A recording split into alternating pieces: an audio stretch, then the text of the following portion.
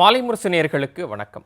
ஒரு செய்தி பல கோணங்கள் நிகழ்ச்சியில் இன்று நாம் பேசக்கூடிய விஷயம் சுற்றுச்சூழல் ஆர்வலரும் எழுத்தாளருமான திருமதி மிருதுளா சுரேஷ் அவர்கள் ஒரு கட்டுரை எழுதியிருக்காங்க. என்ன கட்டுரைன்னு கேட்டிங்கன்னா, இந்திய நகரங்கள் இப்போது ஆண்டுதோறும் வெப்பமயமாதல் அதிகரிச்சுட்டே வருது. இந்த வெப்பமயமாதலை கட்டுப்படுத்துறதுக்காக பூங்கா போன்ற பசுமையான இடங்கள், நீர்நிலைகள் எவ்வளவு அவசியம், அதை எப்படி மேம்படுத்துது அப்படின்னு சொல்லிட்டு ஒரு கட்டுரை எழுதியிருக்காங்க. அதை பற்றி இன்றைக்கி நான் பேச போகிறோம். நம்ம அரங்கத்திற்கு இன்று சிறப்பு விருந்தினராக பூவுலகின் அமைப்பிலிருந்து லோகேஷ் பார்த்திபன் அவர்கள் இருந்திருக்காங்க. வணக்கம் சார். வணக்கம் சார். அந்த கட்டுரையோட பார்வை, உங்களுடைய முதற்கட்ட பார்வை என்ன?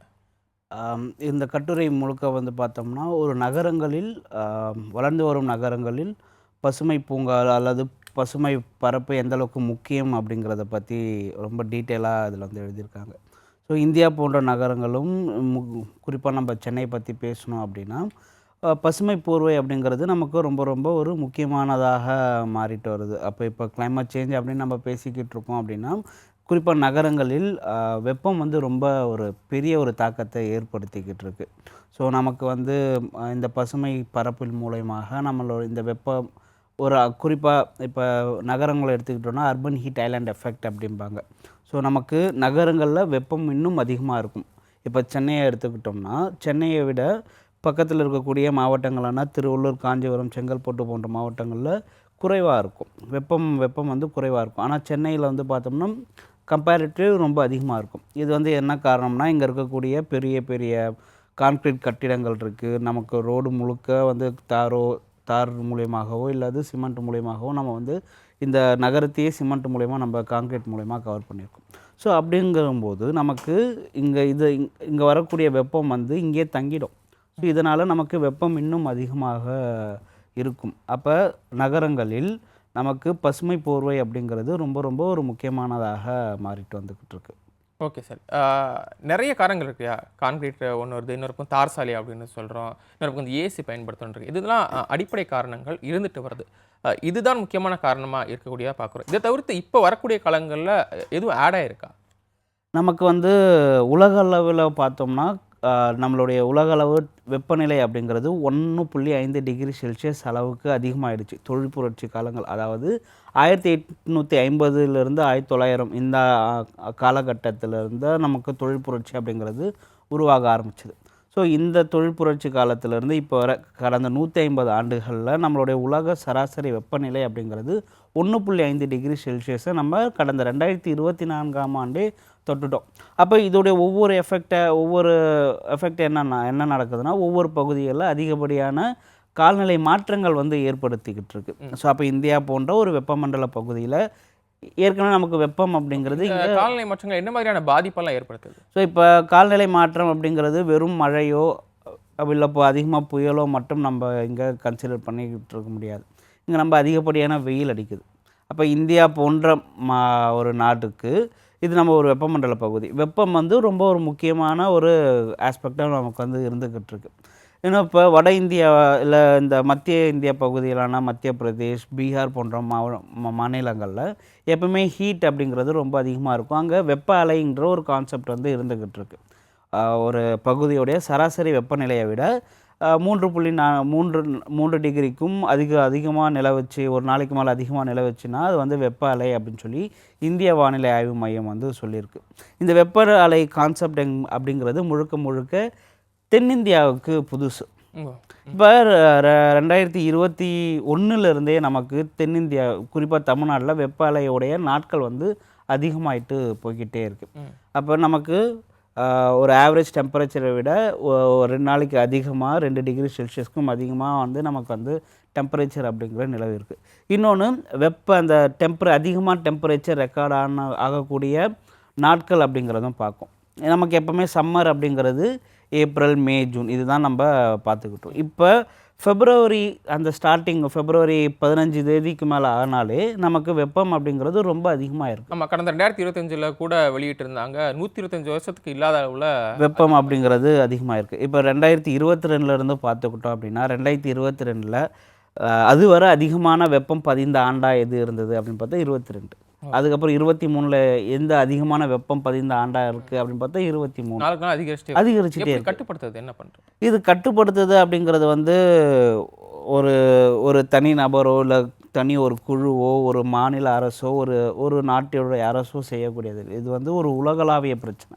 அப்போ உலகளாவிய இருக்கக்கூடிய எல்லாரும் சேர்ந்து வந்து பல்வேறு முயற்சிகளை வந்து எடுக்கணும். அப்போ இதுக்கு முக்கிய காரணமாக இருக்கிறது என்ன அப்படின்னு பார்த்தோன்னா ஃபாசில் ஃபியூல் எமிஷன். இந்த carbon di oxide carbon emission தான் நமக்கு ஒரு முக்கிய காரணமாக வந்து இருக்குது. அப்போ கார்பன் எமிஷனை கம்மி பண்ணுறதுக்கு உண்டான நடவடிக்கைகளை நம்ம மேற்கொள்ளணும். உலக அளவில் பல்வேறு நாடுகள் இதுக்குண்டான நடவடிக்கைகள் வந்து மேற்கொண்டுக்கிட்டு வராங்க.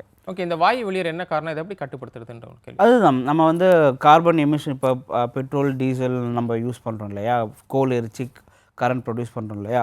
ஸோ இதிலிருந்து வரக்கூடிய எமிஷன் கார்பன் எமிஷன் தான் வளிமண்டலத்தில் போய் பதிஞ்சு நமக்கு கார்பன் ஹீட்டை வந்து ட்ராப் பண்ணிடுது. ஸோ பூமிக்கு வரக்கூடிய ஹீட்டை மறுபடியும் எஸ்கேப் ஆக விடாமல் ட்ராப் பண்ணி இங்கே டெம்பரேச்சர் வந்து இன்னும் அதிகமாக இன்க்ரீஸ் பண்ணிடுது. ஸோ இதனுடைய எஃபெக்ட்லாம் நமக்கு வந்து அதிகப்படியான நாட்கள் வெப்பம் மிகுந்த அதிக நாட்கள் அசௌகரியமாக ஃபீல் பண்ணக்கூடிய நாட்கள் அதிகமாகிட்டு வருது. இதோடைய எஃபெக்டை நமக்கு அதிகப்படியான குறைந்த காலத்தில் அதிக மழை ஏற்படுது. ஓஷனுடைய சர்ஃபேஸ் டெம்பரேச்சர் அதிகமாகுது. இதனால் நமக்கு புயல்கள் அதிதீவிரமான புயல்கள் அதிகமாக உருவாகிட்டு இருக்கு. இதனால் மழைகள் குறைந்த இப்போ க்ளவுட் பர்ஸ்ட் அப்படிம்பாங்க, குறைந்த ஒரு மணி நேரத்தில் 10 சென்டிமீட்டருக்கும் அதிகமான மழைப்பொழிவு ஏற்படுறது. இதனால் திடீர்னு ஃப்ளாஷ் ஃப்ளட்ஸ் ஏற்படுறது. ஸோ இது வந்து ஒரு செயின் ரியாக்ஷன் மாதிரி ஒன்றால் அதோட எஃபெக்டாக சங்கிலி தொடர் மாதிரி வந்துக்கிட்டே இருக்கிறது.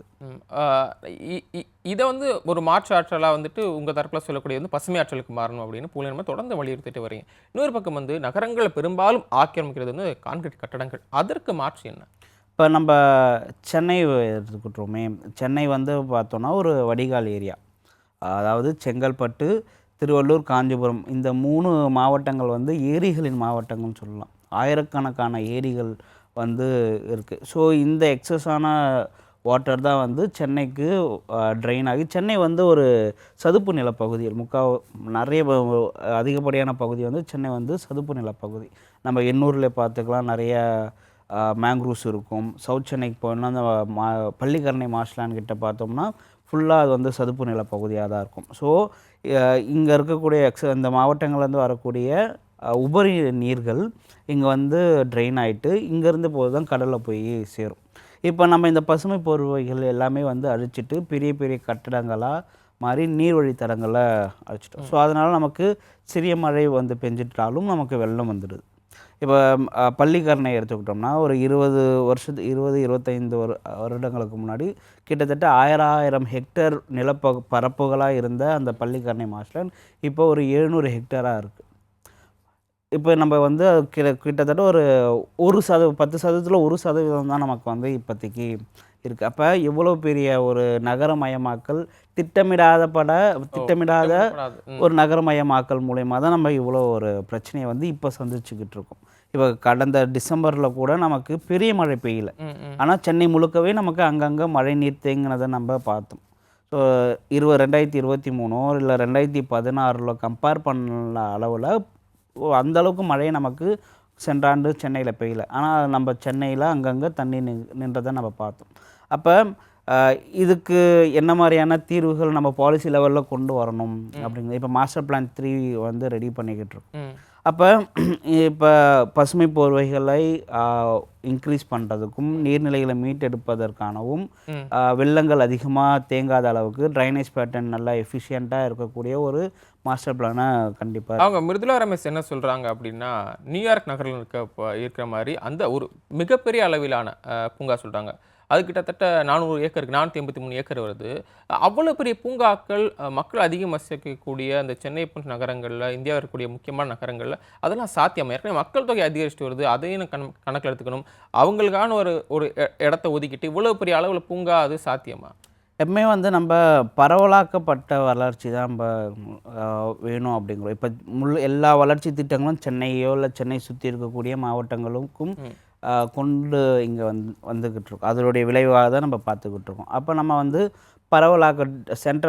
டீசென்ட்ரலைஸ்டு ஒரு க்ரோத் அப்படிங்கிறது நமக்கு இங்கே தேவைப்படுது.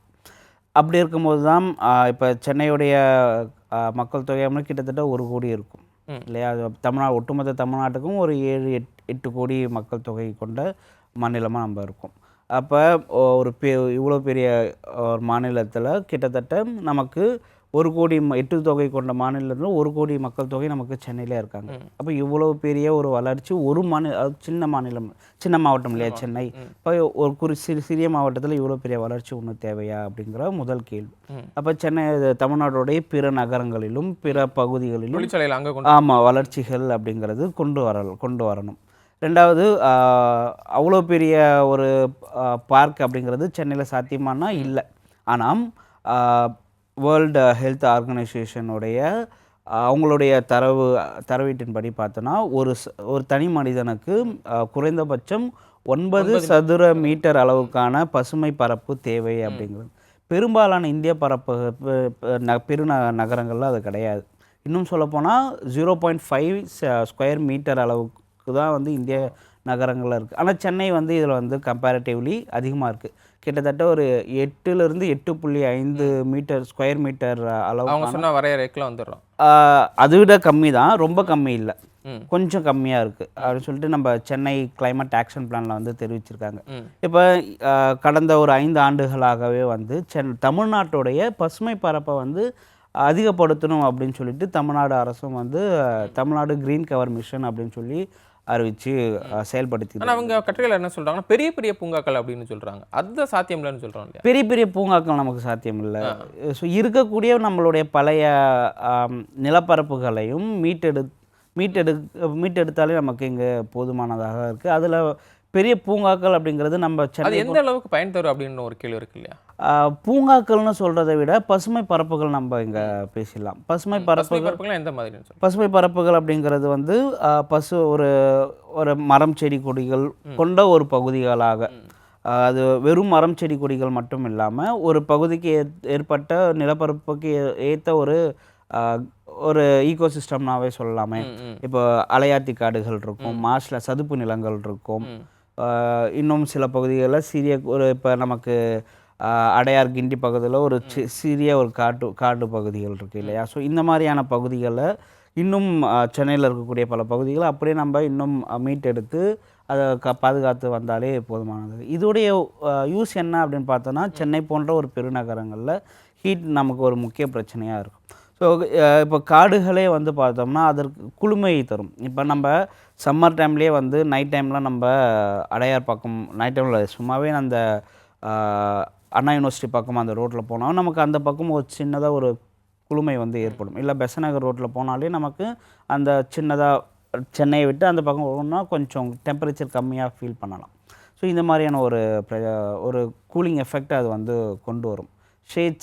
ட்ரீ ஷேட்ஸை வந்து நம்ம வெயில் காலத்தில் அது வந்து உபயோகப்படுத்தும்.